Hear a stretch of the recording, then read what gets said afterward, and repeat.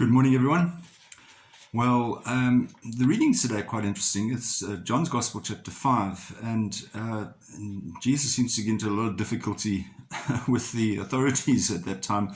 They say the Jews, the Pharisees, he always seems to be being challenged. And so today he responds by saying, "My Father goes on working, and so do I." But that only made them even more intent on killing him, because not content with breaking the Sabbath, he spoke of God as his own Father, and so made himself God's equal.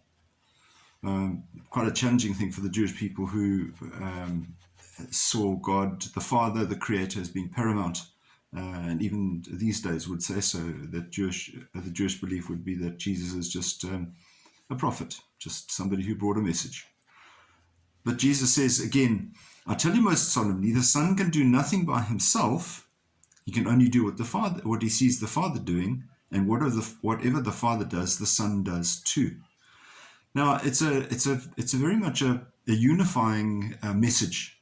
He's saying to us, well, the Father and the Son are one, and for that, it's quite a difficult message for some people to comprehend, because you've got to move beyond scientific explanations and human thinking, and you've got to move into the spiritual realm to understand that it is possible for two people to be one, in fact, for three people to be one, when you look at the Trinity.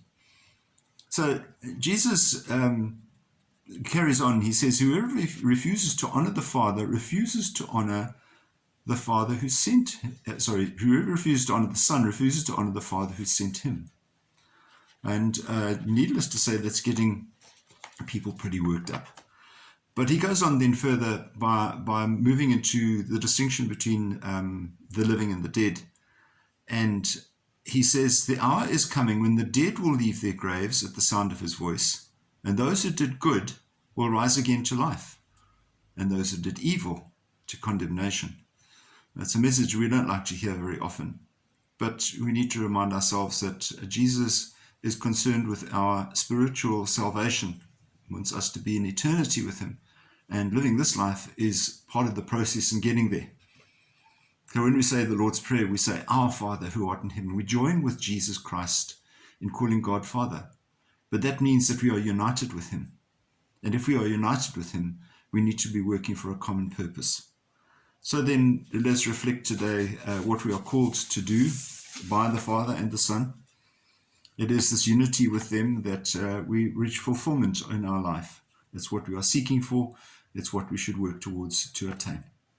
You have a wonderful day then, and keep safe. We'll see you again. God bless. Bye-bye.